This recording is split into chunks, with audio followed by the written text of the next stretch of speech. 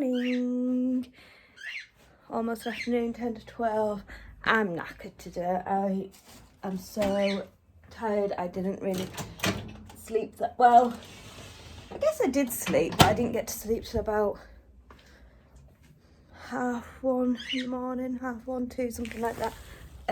But I was so tired, but just couldn't quite let go and go to sleep. So I slept.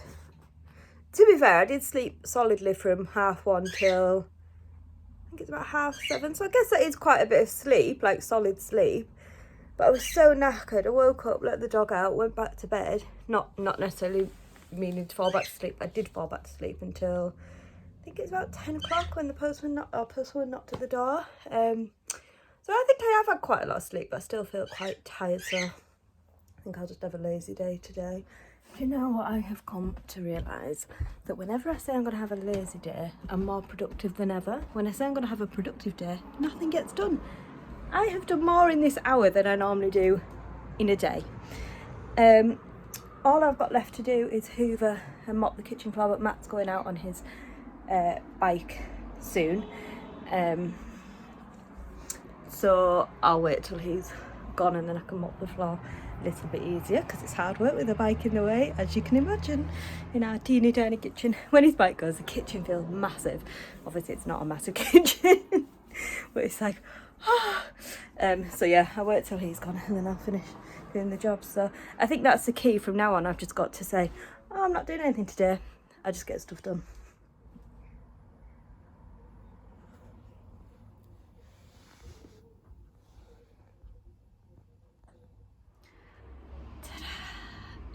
Look at all that space. Could have a little dance, couldn't we?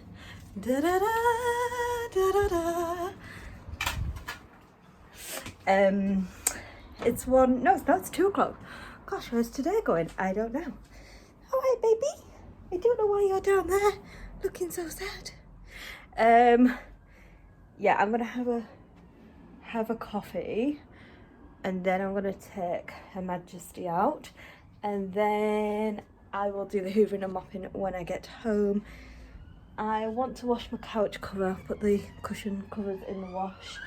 A lot of police going up here today. 2 undercover police cars with the lights on. Is that what you call them, undercover? You know, like normal cars, but then they have the lights in the thing. What's it?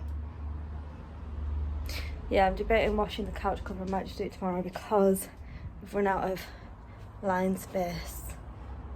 So, right, I'm gonna go. You probably have noticed that there's the boys. Where have they been? Why are they going back this way? They've changed route, obviously. What's saying? Yeah, you probably notice there's always a lot of sirens going off, but the reason being is, I think I might have said this before, but at the bottom of the road is where the police, fire and ambulance stations are, and at the top of the road is where the bypass is. So it's not that I live in a really rough area or anything, it's just to get to, you know, like Windermere, Ambleside, anything is that way, but also to get to the other side of Kendal, you go up on the bypass. That's the quickest way to do it. So that's why there's so many emergency services going past all the time, but today there's been particularly a lot of police.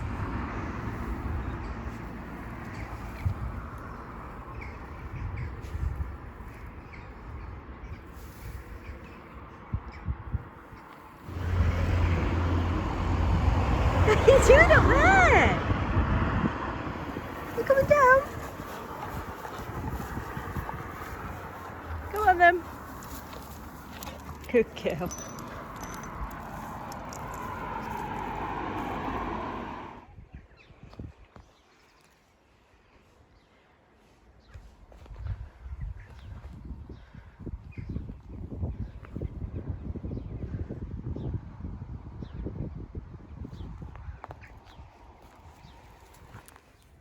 Today is such an odd day. It's like 23 degrees. It is warm. I've made the mistake of wearing a hoodie. I can't really take it off because this is the only item of clothing I've got that's got a pocket and my house keys and stuff are in there. And also I'm not wearing a bra, so yeah, it's just such an odd day because there's like no sun, it's 23 degrees, there's hardly any wind. Like when you stand still, probably looks like there's wind, there isn't, it's very, very still. Very odd day. The sun is shining right down on Kendal though.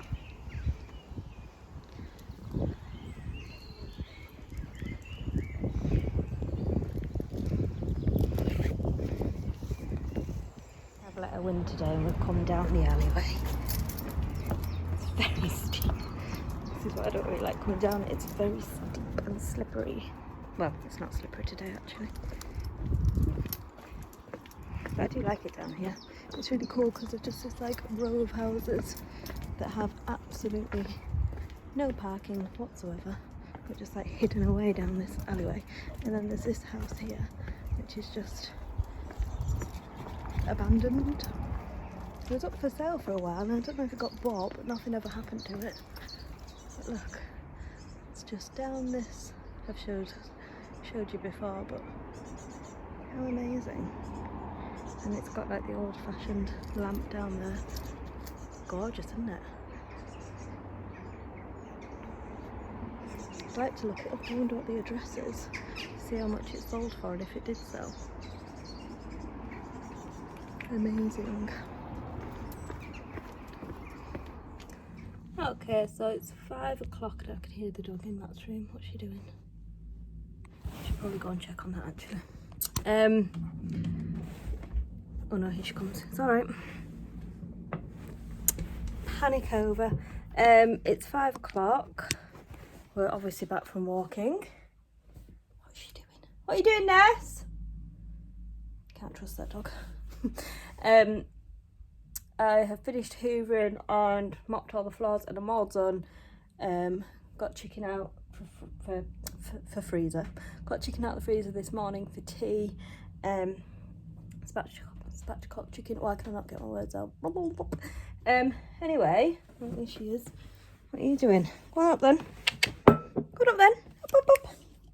Up. You going up?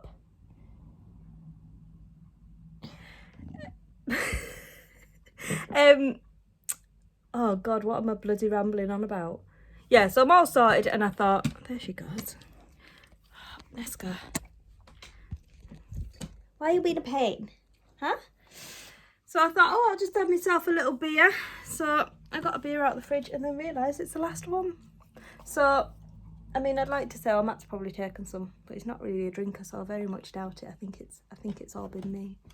It is 10 to 6 and Matt is still out on his bike and has no intention of coming home anytime soon. He's having a good time. And again, I don't want to interrupt that. I think that's what you should be doing. So we're not going to have the spatchcock chicken tonight. So that is in the fridge and we'll just have that tomorrow. That's absolutely fine. And I'm just going to have a ready meal, my sweet and sour. Is it sweet and sour chicken that I've got? I can't remember now. I'll have to have a look. But I'm going to make that. What are you? She's sniffing at something under the freezer. I daren't even look under the freezer. God knows what'll be under there. She reckons there's something though.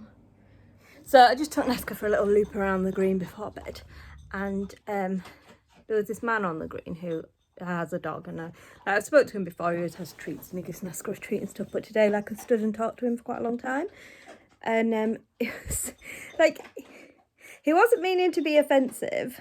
He's just like one of these guys, you know, a bit of an older guy. He's nice and everything, but obviously just says whatever he thinks. You know, no filter kind of thing. And he was saying to me, like, explain that Nesca was a rescue dog from Spain and blah blah blah. And then he was like, do you never let her off a lead? And I was like, I can't, because she's worked, she's a failed working dog and she's got a really strong prey instinct, and once she goes I can't get her back. And she's like, I've tried before and she's literally run into the middle of the road and stuff like that, and it's just not worth the risk. And he said, like, well, I think it's a wasted life if your dog can't be off your lead and all this stuff. And it's just like, I literally rescued her from a kill shelter. She was about to be put to sleep.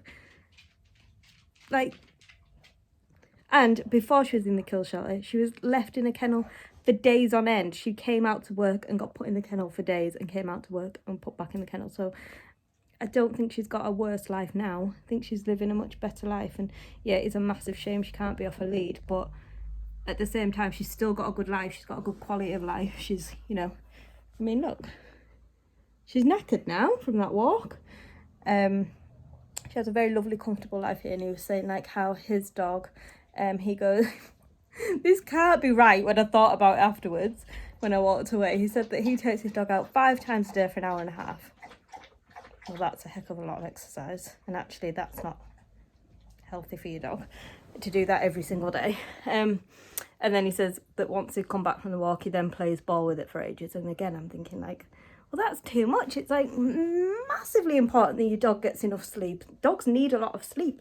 I remember reading about that before we got Nesca. I was looking at putting her into doggy daycare, which I think is fantastic, and I would still love to, but she goes to my mum's when I'm at work, which I'm very grateful for.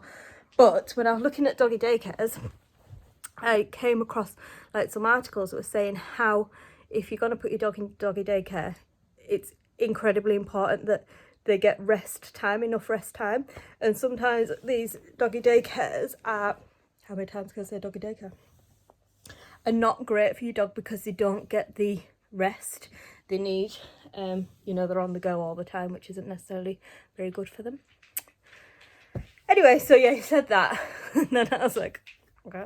And then he says, I said, what's your dog called? And he said, Lucky, because he's very lucky to live with me. He says, I cook him bacon every morning, sausages every dinner time. And I'm thinking, well, that's not good for your dog.